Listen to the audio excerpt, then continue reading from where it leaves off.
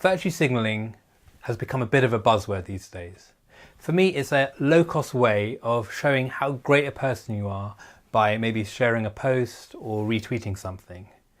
In its essence, it's not really adding anything to the narrative because it's just, in fact, confirming the mainstream media narrative or popular opinion. One of the clearest examples for me of virtue signalling was during the Trump campaign, where many people were making posts and many articles were going around that said, all Trump supporters are racist.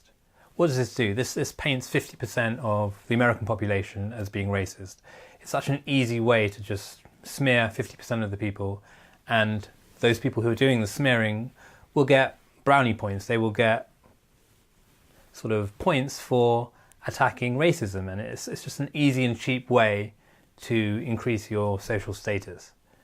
And really it has some very, very bad consequences, because what words do you have to describe, say, a skinhead with a swastika tattooed on his forehead? You have no word, because you've already painted 50% of the population as racist. I've been to America, I've got family who live out there, and I cannot say that 50% of Americans are racist. Another example of virtue signalling was Justin Trudeau after the death of Fidel Castro.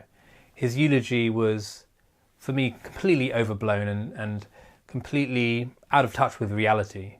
Again, just because Castro, amongst certain circles, is seen as a bit of a communist hero, it's a very easy and cheap way to gain these social status points.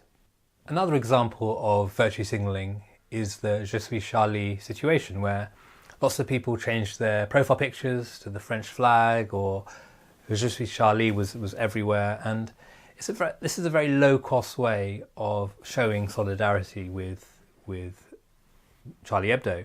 In fact, it doesn't actually do anything at all towards thwarting the goals of the terrorists. Terrorists wanted to attack freedom of speech and prevent these images from being seen. And they have essentially succeeded in their goals. Charlie Hebdo will no longer print such cartoons, and in many ways this rule of law from the terrorists is being implemented.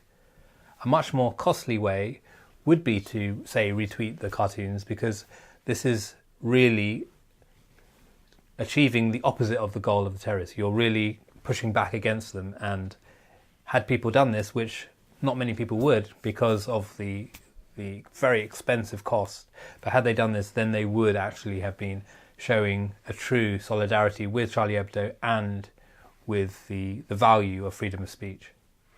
Honest signalling is something which comes from evolutionary biology. It's the idea that an animal which has a certain set of attributes is perhaps an animal of value. Let's make more of a concrete example. Take the peacock. It's a very dazzling bird which has a beautiful plumage, and the plumage actually serves as a form of attraction between the male and the female. And females look for certain things, such as how many eyes on the feathers can they see, how bright is the plumage. All of these factors actually increase the attraction in the female. But why is this an honest signal? And the reason, well, one of the best ideas behind this is proposed by evolutionary biologist Amos Zahavi, and he proposes the handicap principle. And this is essentially that the peacock, who is the most dazzling, will have a very low survival value. Why is that? Because all the predators around will see him, and therefore he has a much greater chance of being hunted down. But on the other hand, with the low survival value comes a high reproductive value. Why would this be? Well, the idea is that the female will see that this particular male has evaded predators, is still fit and healthy, and if he wasn't, he would be dead, because if he wasn't able to escape predators, those predators would see him and game over. So an honest signal is costly, and it costs a lot to the dazzling peacocks. In fact, those dazzling ones will have fewer years on the planet than a more dull peacock. So this is an explanation of what is an honest signal. Retweeting and sharing posts that just confirm the popular narrative doesn't actually cost anything and is not an honest signal. Virtue signaling is essentially a form of altruism. The goal is well-intentioned. It's a way of showing kindness to other people by doing various things, like I said, sharing and posting. Altruism in nature has three main forms. The first form is kin altruism. It's very simple. You look after your children look after you, look after your brother and sister. Simple. The second form is reciprocal altruism, which is you scratch my back and I'll scratch yours. You're more likely to do this with someone who at some point in the future will be likely to return the favour. Now, there is a species of bird called the Arabian babblers, and these birds were also studied by Amos Zahavi. These birds do not show either of the first two forms of altruism. What they do is they feed other members of the group, not their kin, and it's people who are actually unlikely to be able to return the favour in the future. What is this all about? Well, actually, there's a third type of altruism, which is sexually selected altruism. And this type means that by feeding the other members of the group, you will then attain a higher sexual market value, say, and with that sexual market value, you're going to get more attraction and more opportunities to mate. How does this connect to virtue signaling? Well, essentially these birds, some of them would even go to a point where they would force feed other members of the group. In other words, a form of authoritarian kindness. You will accept my kindness. And this is kind of what virtue signaling does. It's saying, you will accept my kindness. And when it comes to minority groups, this can have a very bad consequence, because as soon as minority groups start developing a victim mentality, then you start seeing a really nasty side to this whole situation. And this can be very clearly seen with the Black Lives Matter movement, who are using their victim mentality to create all kinds of brutality and racism themselves in America. So where does virtue signaling come from? And for me, a lot of it stems from what people now call the regressive left. It's the movement on the left which is no longer sending us into a progressive future, but actually sending us back to the Dark Ages, where freedom of speech no longer exists.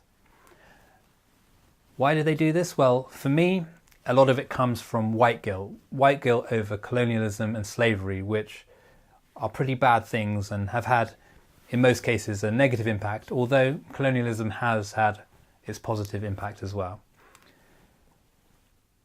The guilt that comes from these things, from the ancestors of the current white people on the planet, should not be applied to them, because it's not the fault of some white kid who's born like in the current time. It's not their fault for the past. So this white guilt is then being pushed forward onto society in the form of virtue signaling and political correctness and all these other movements which are happening now. Some of the effects of virtue signaling are a reduction in the quality of public discourse. Because current affairs and politics are being used to show how great a person you are, the impact actually reduces the quality of the debate, because the debate is not really happening in a true and gritty manner. An example I have would be a hypothetical situation where, say, the Aztecs were still alive today and their religion was still making human sacrifices. Would we be able to criticize the sacrifice of other humans for some Aztec god, or would that make you an Aztec phobe?